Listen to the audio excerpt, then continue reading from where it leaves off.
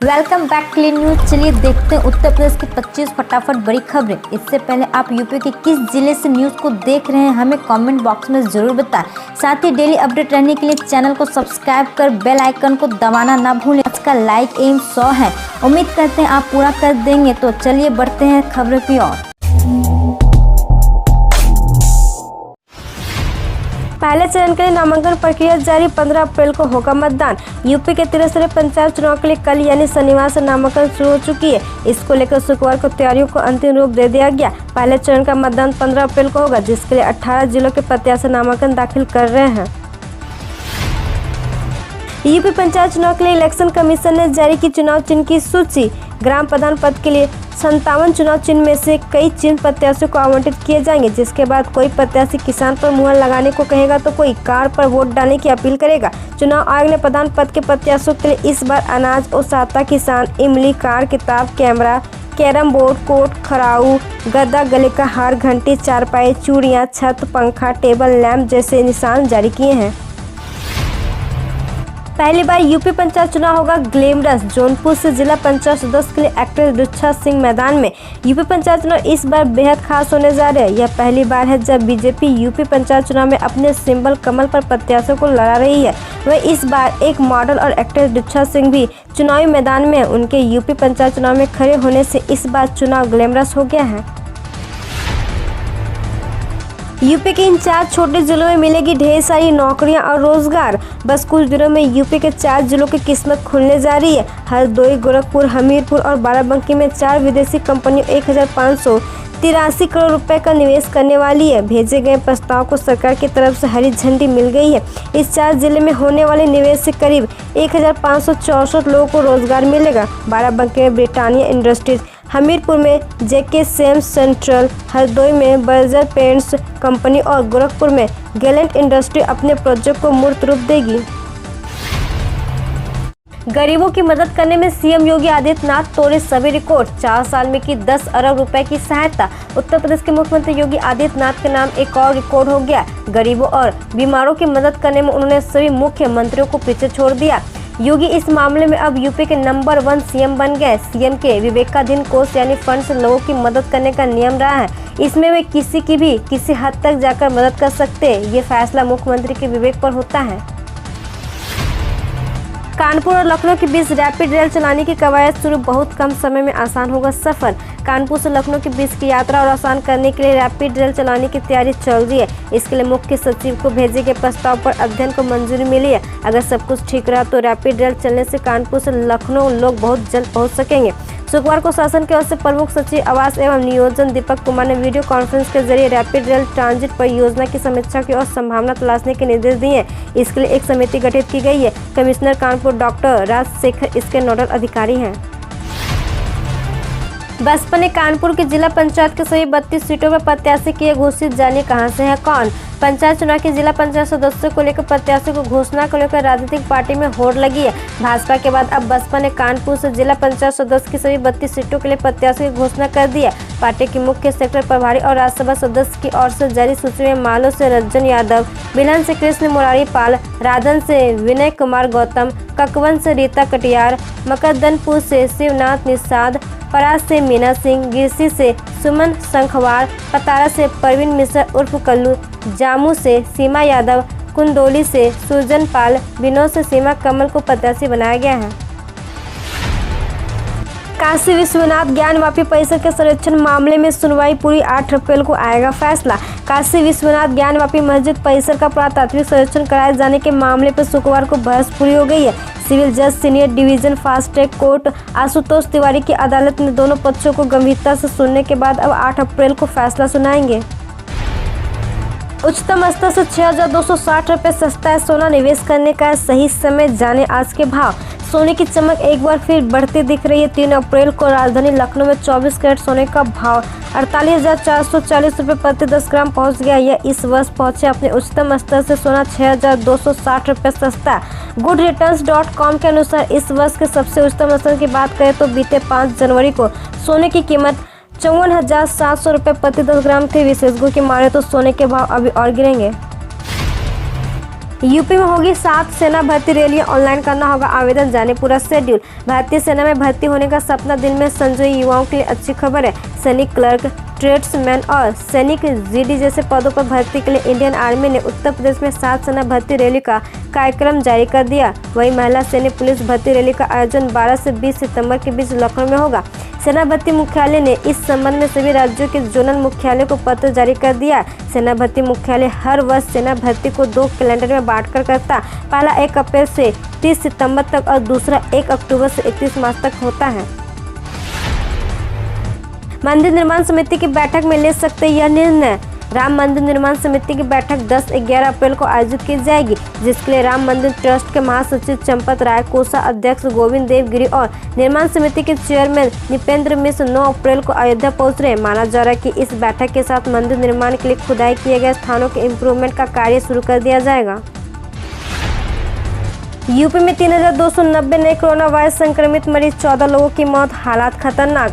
उत्तर प्रदेश में corona virus संक्रमण ने मार्च के बाद अब अप्रैल में तेज गति पकड़ ली है। यूपी में बीते 24 घंटे में 3290 नए कोरोना वायरस संक्रमित मरीज मिले हैं। राजधानी लखनऊ के कोरोना वायरस मरीजों की संख्या सुनेंगे तो दंग रह जाएंगे। अकेले लखनऊ में 1041 कोरोना वायरस संक्रमित मरीज पाए गए। वहीं यूपी सरकार कोरोना वैक्सीनेशन पर काफी जोर दे रही है।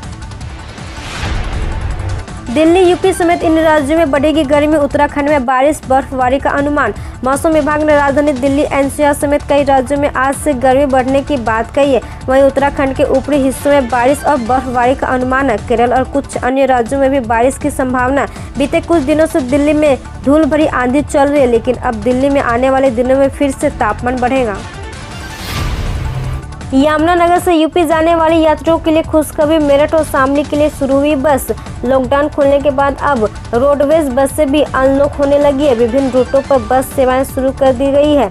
अब रोडवेज प्रबंधन की ओर से उत्तर प्रदेश के मेरठ और शामली के लिए भी सीधी बस सेवा शुरू की गई है। शनिवार को यमुनानगर से 2 रोडवेज की बसों को रवाना किया गया। कैबिनेट मंत्री कन्वर पाल गुर्जर ने बसों को हरी झंडी दिखाकर रवाना किया। इस दौरान उन्होंने कहा कि यात्रियों को बेहतर सुविधा देना सरकार की प्राथमिकता में है।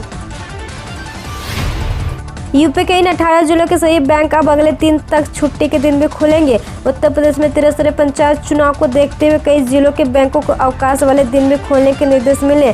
गाजियाबाद में भी सभी बैंकों के यह निर्देश जिला प्रशासन की तरफ से जारी किए गए। गाजियाबाद के डीएम अजय शंकर पांडे ने 3 अप्रैल से शुरू हुए नामांकन प्रक्रिया को देखते हुए भारतीय स्टेट बैंक सहित सभी सरकारी और निजी बैंकों को यह निर्देश जारी कर दिए गए हैं। पीपीएफ और अन्य पोस्ट ऑफिस योजनाओं से निकासी पर 5% कटेगा टीडीएस, जाने नए नियम। जी हां, डाक विभाग ने डाकघर योजनाओं से संबंधित नए नियम निकाले हैं, जिसमें डाकघर योजनाओं से पैसे निकालने पर टीडीएस में नए दर पर कटौती भी शामिल है। टीडीएस संबंधित नया नियम उन निवेशकों पर लागू होगा जिन निवेशकों की सभी डाकघर संबंधी योजनाओं के तहत निकासी 20 लाख रुपए से अधिक है। इसी सिलसिले में पीपीएफ भी शामिल है। नया नियम जुलाई 2021 से लागू होना है, जिसमें आयकर अधिनियम 1961 की धारा 194N के तहत अगर कोई निवेशक पिछले 3 वर्षों से आयकर रिटर्न दाखिल नहीं कर रहा है तो उसकी निकासी की राशि से टीडीएस काटा जाएगा। पीएम किसान में 4 लाख से अधिक किसानों का पेमेंट फेल, 8वीं किस्त आने से पहले जरूर चेक करें ये डिटेल। जी हां, सबसे पहले आप पीएम किसान की वेबसाइट पर जाकर लाभार्थियों की सूची में अपना नाम चेक कर लें। इसके लिए आपको साइट पर बेनिफिशियरी लिस्ट वाले बॉक्स पर क्लिक करना है। उसके बाद अपने राज्य, जिले, उप जिले, ब्लॉक और गाँव का नाम सिलेक्ट करके चेक करना है कि लाभार्थी की सूची में नाम है या नहीं। तारकेश्वर में बोले पीएम मोदी, बंगाल में बीजेपी सरकार बनी तो सबसे पहले लागू करेंगे किसान सम्मान निधि योजना। जी हां, प्रधानमंत्री नरेंद्र मोदी शनिवार को असम और बंगाल में चुनाव प्रचार के लिए पहुंचे। बंगाल के तारकेश्वर में चुनावी रैली को संबोधित करने के दौरान प्रधानमंत्री मोदी ने जनता से वादा किया कि बंगाल में बीजेपी सरकार आने के बाद सबसे पहला काम किसानों के हित में लिया जाएगा। पहली कैबिनेट में ही बंगाल के पीएम किसान सम्मान निधि लागू करने का फैसला लिया जाएगा। एसजीएस आईटीएस के विद्यार्थी अब यूपीआई से कर सकेंगे शुल्क का भुगतान। जी हां, प्रदेश के सबसे बड़े शहर के ऑटोनोमस संस्थान Govindram Seksaria institute of technology and science ने अपने 5000 विद्यार्थी को बड़ी राहत दी है। कोरोना महामारी के समय में ज्यादातर विद्यार्थी अपने घर चले गए हैं। ऐसे में संस्थान की फीस और परीक्षा शुल्क भरने में कई विद्यार्थी को परेशानी आ रही थी। कई विद्यार्थी छोटे शहरों और गाँवों में रहते हैं और उनके पास इंटरनेट बैंकिंग उपलब्ध नहीं है। ऐसे में अब संस्थान ने यूनिफाइड पेमेंट्स इंटरफेस अर्थात यूपीआई से शुल्क स्वीकार करना शुरू किया है। विद्यार्थी अब पेटीएम, फोन पे, गूगल पे और अन्य साधनों से मोबाइल के जरिए शुल्क जमा कर सकते हैं। अब घर बैठे बना सकेंगे लर्निंग, जाने कैसे करें ऑनलाइन आवेदन। जी हां, जहां कम शुल्क में लाइसेंस बनाने की प्रक्रिया होती है, वहां दलाल शासन शुल्क का कई गुना रकम अपनी मजदूरी के रूप में ले लेता है। लेकिन अब इन सब परेशानी से बचाने के लिए परिवहन विभाग द्वारा लाइसेंस बनाने के लिए ऑनलाइन आवेदन की प्रक्रिया चालू की गई है, जिससे अब घर बैठे लर्निंग लाइसेंस बना सकते हैं। इससे समय और धन दोनों की बचत होगी और अब हम सब लर्निंग लाइसेंस बनाने के लिए ऑनलाइन आवेदन भी कर घर बैठे लाइसेंस प्राप्त कर सकते हैं। जी हां, परिवहन विभाग द्वारा प्रदेश में 1 अप्रैल से लर्निंग लाइसेंस की सेवा ऑनलाइन कर दी गई है। राकेश टिकैत पर हमला करने के 16 आरोपी हुए गिरफ्तार, पूर्व छात्र संघ अध्यक्ष भी शामिल, पुलिस ने रिमांड पर भेजा। जी हां, भारतीय किसान यूनियन के प्रवक्ता और किसान आंदोलन के बड़े चेहरे राकेश टिकैत पर शुक्रवार को अलवर जिले के ततारपुर चौराहे पर स्वागत करने के बहाने हमला किया गया और उन पर काली स्याही भी फेंकी गई। टिकैत का आरोप है कि उन्हें थप्पड़ भी मारा गया। कांग्रेस नेता बलवीर छिल्लर ने 16 नामजद आरोपियों के विरुद्ध ततारपुर थाने में मुकदमा दर्ज कराया। रिपोर्ट के आधार पर पुलिस ने मत्स्य विश्वविद्यालय के पूर्व छात्र संघ अध्यक्ष कुलदीप यादव उर्फ राव कुलदीप समेत 16 लोगों को गिरफ्तार कर लिया है। गिरफ्तारी के बाद शनिवार को उन्हें किशनगढ़ कोर्ट में पेश कर 2 दिन के लिए पुलिस रिमांड में भेज दिया गया है।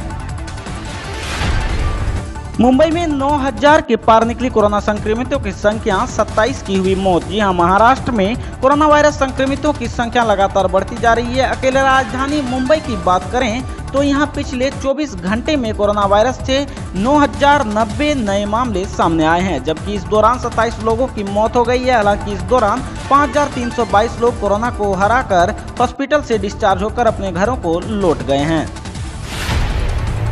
कानपुर में जल्द लग सकते हैं एटीएम, जिससे चेक लगाकर फटाफट पा सकेंगे कैश। जी हां, पुणे और बेंगलुरु में जिस तरह निजी क्षेत्र की बैंक एटीएम से चेक का भुगतान करने की सुविधा दे रही है, उसी तर्ज पर कानपुर में अगले कुछ महीने में ऐसे ही एटीएम लगेंगे, जिससे ग्राहकों को चेक लेकर बैंक के चक्कर नहीं लगाना पड़ेगा, बल्कि एटीएम से ही चेक का भुगतान ले सकेंगे। इससे सिर्फ बियरर चेक का ही भुगतान होगा। एक तरफ इससे ग्राहक बैंक में कतार में लगने से बचेंगे, तो वहीं बैंक कर्मियों को लोड कम होगा। यूपी में साकार हुआ ग्राम स्वराज का सपना। जी हां, किसानों ग्रामीणों के ग्राम स्वराज के सपने को योगी सरकार ने यूपी में साकार कर दिया है। राज्य सरकार ने पिछले 4 साल में यूपी के गांवों की सूरत और सीरत दोनों बदल दी है। कुछ साल पहले तक पिछड़े और विकास की संभावनाओं से अछूते माने जाने वाले गांवों को सड़क, बिजली, पेयजल, शिक्षा, स्वास्थ्य और इंटरनेट जैसी सुविधाओं से लैस कर राज्य सरकार ने कायाकल्प कर दिया है। आप भी खरीद सकते हैं अपना मकान। देश के बड़े शहरों में घट रही है आवासों की कीमत। जी हां, कोविड संकट में भारतीय आवासीय अचल संपत्ति बाजार को सबसे ज्यादा प्रभावित किया है। कंसल्टेंसी फर्म नाइट फ्रैंक की रिपोर्ट में शीर्ष 150 वैश्विक शहरी केंद्रों में भारतीय शहरों ने सबसे खराब प्रदर्शन किया है। इसमें शीर्ष 30 शहरों ने 2020 के अंत में दोहरे अंकों की वृद्धि दर्ज की, लेकिन सूची में शामिल 8 भारतीय शहरों में आवासीय कीमतों में गिरावट आई है। इसमें चेन्नई 8वें पायदान पर रहा है। केवल हैदराबाद शहर ने कीमतों में मामूली वृद्धि दर्ज की है। हम रोज ऐसे ही न्यूज लाते रहेंगे, तो यदि आपने अभी तक क्लीन न्यूज को सब्सक्राइब नहीं किया है तो पहले फटाफट सब्सक्राइब कर लें, साथ ही बेल आइकन को दबा दें ताकि कोई अपडेट मिस ना हो।